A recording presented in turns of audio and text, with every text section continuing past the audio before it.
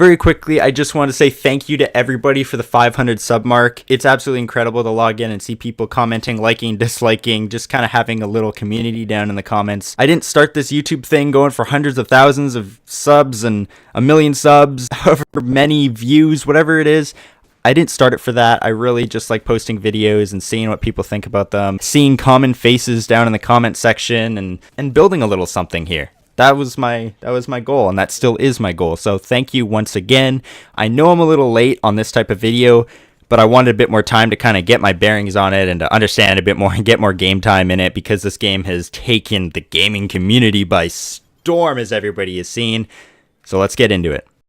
Now, Apex Legends was created by Respawn Entertainment, who, if you don't know, the founders of Respawn actually created the Call of Duty franchise at Infinity Ward back in whenever it was. Maybe it was Call of Duty 4, but they were responsible for its development up until 2010, which we all know what went wrong after 2010 with Call of Duty and since then. But we still have to keep in mind that the parent company of Respawn is EA.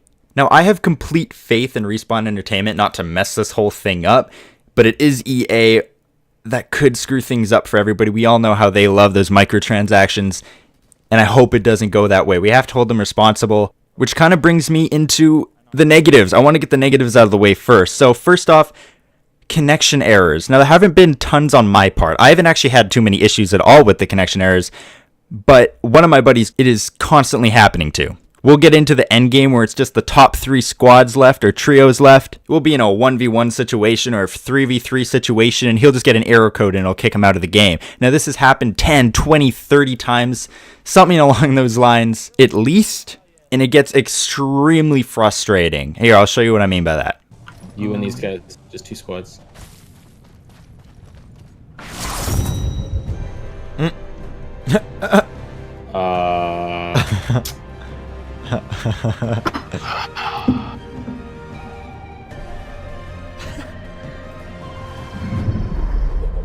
have our Apex champions. So that just happened. Yeah.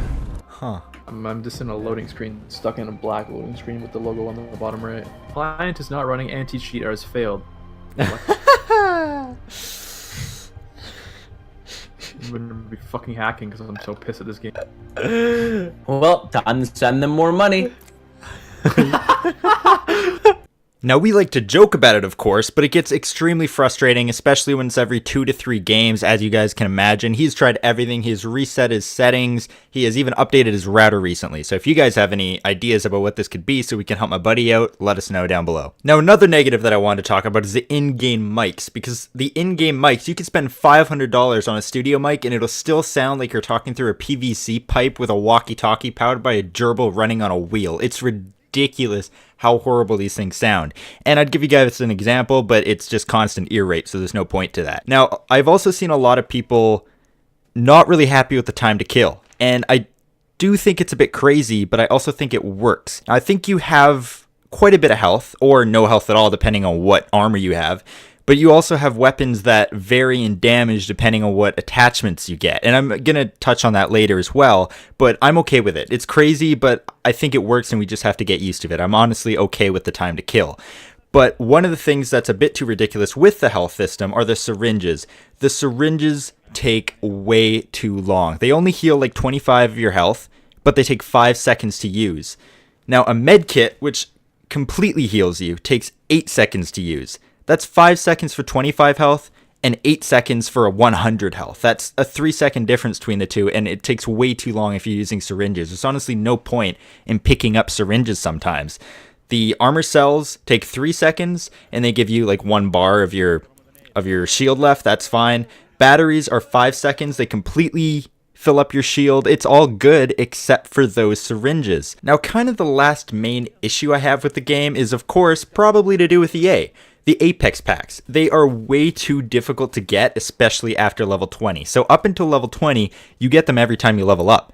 Past then, it's every 2 levels, and I haven't gotten, and I'm level like 32, I believe, 33, something like that, and it hasn't really changed. It's like every 2 levels. But in total, it takes 540 packs, I think it's something like that, to get everything. And each of these packs are $1, or $1 like 30 Canadian, something along those lines. They are It's not the expense, it's not the problem with the money part of it, it's that they're just a bit too difficult to get. Yes, you can unlock everything just by playing the game, which is a fantastic thing. You don't actually need to spend money, but they're doing the Battlefront 2 problem with making everything just a tad bit out of reach. So you're constantly almost there grasping at it, but you can't quite reach it.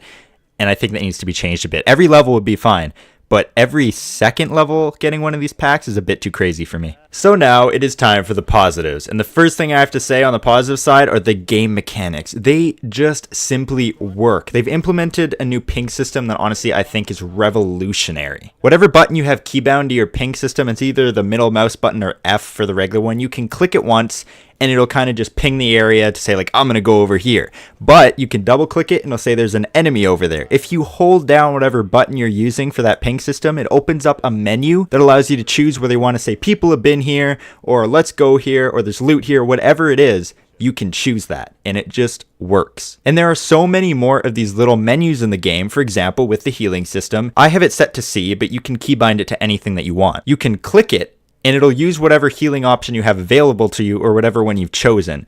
But if you hold it down, it opens up another menu, which then you can kind of just drag your mouse around and choose which healing option you want to use. Now, the personalities in every character are something that make this game so special. They are constantly talking to one another. Everyone is unique. For example, if the kill leader dies, the person in the game who has the most kill at that current time, there's a funny quip. If you become the kill leader, there's a funny quip. If the zone is too far, then the characters talk to each other and let each other know. If they're too far apart, the characters talk to each other and let her know. If there's only a few squads left, you talk to each other. If a teammate dies, you talk to each other. These characters are constantly adding their little personalities into the game and interacting with one another. It's incredible. I love it. It's amazing. Now, not to mention when you've previously won a game or did really well and you're now the champion in the next game and you have your little intro, it just makes you feel like such a badass. I love it. Now, also to go along with the game mechanics is the movement in the game. It's like driving standard instead of automatic. It just feels so much more fun in this game. Like sliding. It makes the game go from 0 to 100 and it just simply feels good. Running feels good. Aiming down sights feels good. Even if you're not ADSing and you're just running around with your cursor, that even just simply feels good. Now, they've implemented a system where putting away your weapons enables you to run faster, which you can be in the middle of a gunfight. You could start losing that gunfight, but putting away your weapons and running, it gives you that little bit of extra speed that allows you to get away better, and it really works. They've also implemented a brand new respawn system, which almost fixes BMing. It rarely happens unless they really want the loot, or if the zone is coming in, they simply need the loot. There's really no point to just finishing off an enemy who's down because they can just get revived. Now, even if you do go down, they've implemented a shield that you can activate. Now, that also has a rarity. So the first one, the common one, just simply has like 100 health. So it gives you just a tiny bit of edge. But if you've picked up a better rarity of that version, it gives you more and more of an edge to give your teammates that extra bit of time to get the guys who are trying to kill you. If you're in a gunfight and 2 of your teammates go down, you can get out of there as long as you've picked up your teammates' beacons, because they drop beacons when they go down. You grab those, you run to your respawn system, and you can respawn your teammates. And there's usually loot that spawns around where you can respawn your teammates, and that allows you to get a bit of loot and maybe get back to those guys who killed you so that you can get your sweet, sweet revenge and get your loot back. And it gives you that extra little edge that's just fantastic. I've already touched on this a tiny bit with some of the rarities, but every type of weapon has a specific type of ammo they can use and a specific type of attachment that they can use, and they come in different rarities. So for example, there's some weapons like the Devotion, which is an LMG, which has a special, they call it a hop up, or a special attachment of some sort that allows the cooldown time on the weapon firing to lower. So it starts off going slow, it's kind of like a minigun, and then it speeds up as you keep shooting it. There's also a specific sniper called the Triple Take, which usually shoots 3 bullets that kind of spread out, but if you get a specific attachment for it, it allows you to kind of zoom in, and it takes a couple seconds, and then you can get a pinpoint accurate shot that does extra damage. I have not seen a game put this much emphasis on attachments in a long time. Having a legendary extended mags is almost a must in the end game battles. Also, they've added a balloon system which allows you to shoot up into the air on a zip line where you're not invulnerable. You're still not invulnerable, which allows you to fly into the air and get to the zone a lot quicker than you would have been able to otherwise. Finally, Respawn has already confirmed that there are going to be new maps coming to the game, so they're going to be adding new content. Not quite at the same update update schedule as Fortnite does, I believe. I don't know if they really have the time for that, but they're still doing it, which shows that they care. There's going to be 2 new legends every 3 months, which again isn't quite as fast as I would like, and it's not as quick as the Fortnite updates, but it's going to take you a while to get the proper ingredients to unlock those things anyway. It's basically going to be a long-running game. And I know as soon as I finish recording this video, there's going to be something else that pops into my mind that I really wish I would have touched on, but for right now, all I can say is that Apex Legends simply works. Jesus Christ, I think I only got You are the 2. Apex champion. Dude, I almost hit that 10 though. I almost got that last guy. Damn, bro.